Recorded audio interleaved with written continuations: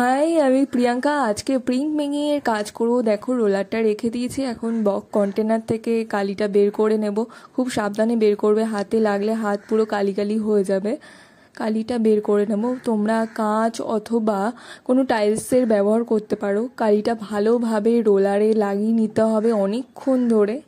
Would কাটারে যে কাজটি আমি করেছি পুরোটাই ম্যাসোনাইট বোর্ডের উপর। তোমরা চাইলে গামার কাঠ অথবা পাইন কাঠ ব্যবহার করতে পারো, তবে খুব সহজেই ম্যাসোনাইট বোর্ডের উপর কাজ করা যায়। তবে খুব একটা খারাপ হয় না, খুব ভালো কাজই হয়। দেখো, ভালোভাবে কালিটা লাগিয়ে নিতে হবে। বোর্ডের উপর ভালোভাবে কালিটা লাগিয়ে নিতে হবে, কারণ ম্যাসোনাইট বোর্ড প্রথমবার কালিটা অনেকটাই সোপ করে নেয়, তাই জন্য দ্বিতীয়বার ভালোভাবে কালিটা লাগাতে হবে, তাহলে প্রিন্টটা খুব ভালো আসবে। ভালোভাবে কালিটা লাগিয়ে নেব, বারবার করে লাগিয়ে নেব। দেখব চারদিকে যেন সমানভাবে কালিটা পড়ে। এবং ম্যাসোনাইট বোর্ডে কাজ করার পর প্রচুর পরিমাণে ডাস্ট থাকে, সেই ডাস্টটা যাতে না ওঠে এর জন্য একটা ফেভিকল কোট মেরে নিতে হবে।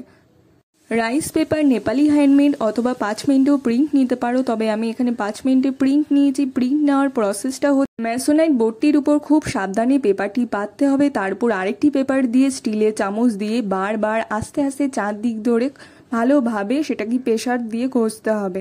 দেখো, আমার প্রিন্ট পুরো তৈরি। এরকম আরও অনেক ভিডিও দেখতে হলে আমাদের সঙ্গে থাকো।